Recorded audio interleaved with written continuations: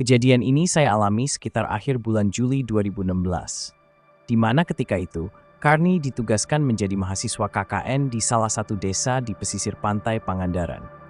Cerita ini berawal ketika kelompok KKN kami yang berjumlah 10 orang menjadi tenaga sukarela di desa tertinggal di daerah Ciamis.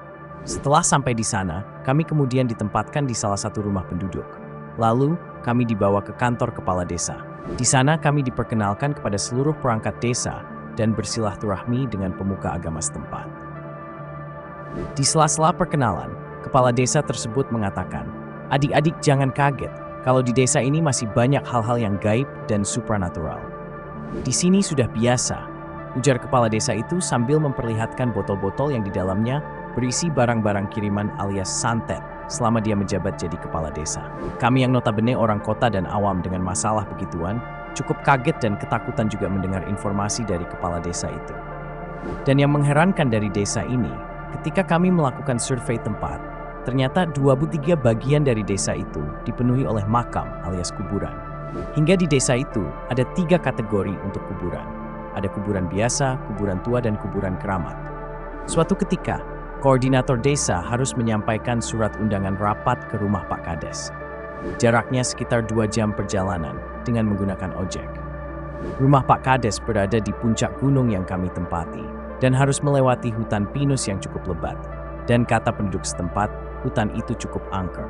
Setelah menyampaikan surat dan berbincang-bincang sejenak, teman kami yang mengantar surat pun pamit pulang. Di tengah perjalanan, tukang ojek itu pun mengobrol dengan teman kami. "Den, kalau Aden lagi KKN, takut sama hantu nggak?" tanya tukang ojek. Ditanya seperti itu, temanku menjadi heran dan sedikit ketakutan. Pak, jangan ngomong yang nggak dong, kan serem. Kalau bapak sendiri takut nggak sama hantu?" tanya temanku. Itu sih kecil. Di sini sudah biasa, Den. Tuh, di sebelah kanan dan kiri, kita kan kuburan keramat semua." Kata si tukang ojek yang sepertinya sudah terbiasa dengan hal-hal yang aneh. Belum 10 menit dari obrolan mereka, tiba-tiba mesin motor itu mati. Walaupun sudah berusaha untuk menghidupkan motor itu, namun tetap sia-sia. Beberapa saat kemudian, ban motor itu meledak dengan sendirinya. Aneh, biasanya ban meledak atau kempes kalau menggila sesuatu. "Aduh, kenapa Pak?" tanya temanku. "Iya nih, kenapa jadi gini ya?" "Begini saja, Aden tunggu dulu di sini. Saya ke bawah dulu membetulkan ban motor ini," kata tukang ojek kepada temanku.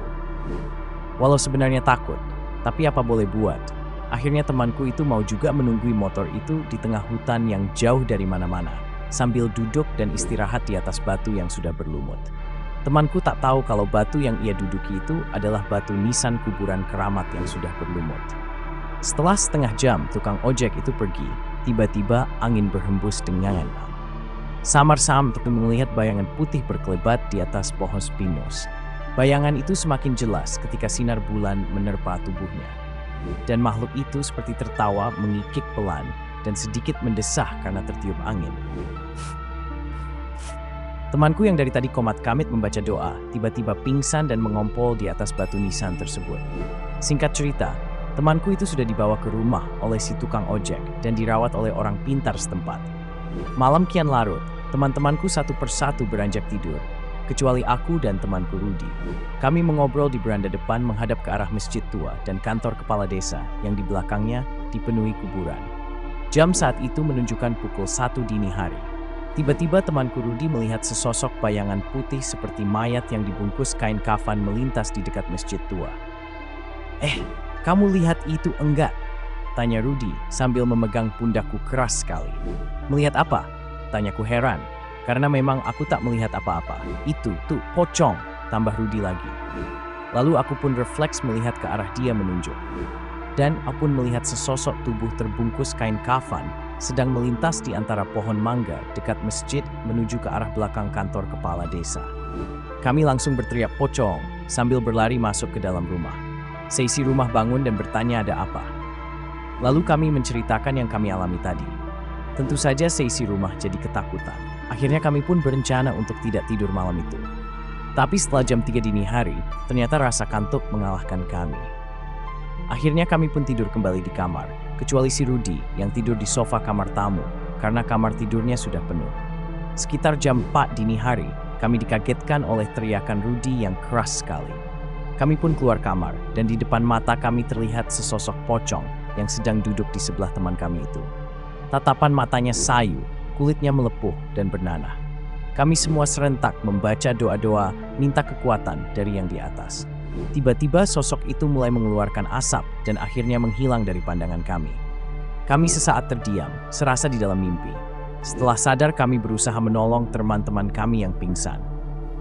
Akhirnya kami sepakat untuk benar-benar tidak tidur, sambil bersama-sama membaca doa. Sekitar pukul 5:30 pagi, seusai kami syalat subuh, pintu rumah diketuk dari luar. Setelah dibuka, ternyata Pak Kosim. Kata beliau, kami disuruh datang ke rumah salah satu penduduk nanti siang, karena ada yang meninggal. Siangnya, kami datang untuk melayat dan sekedar mengucapkan turut belasungkawa. Setelah dipersilakan masuk, kami pun berdoa di samping jenazah. Namun, betapa kagetnya kami setelah kami lihat orang yang meninggal itu, wajahnya sama persis dengan pocong yang kami lihat tadi malam.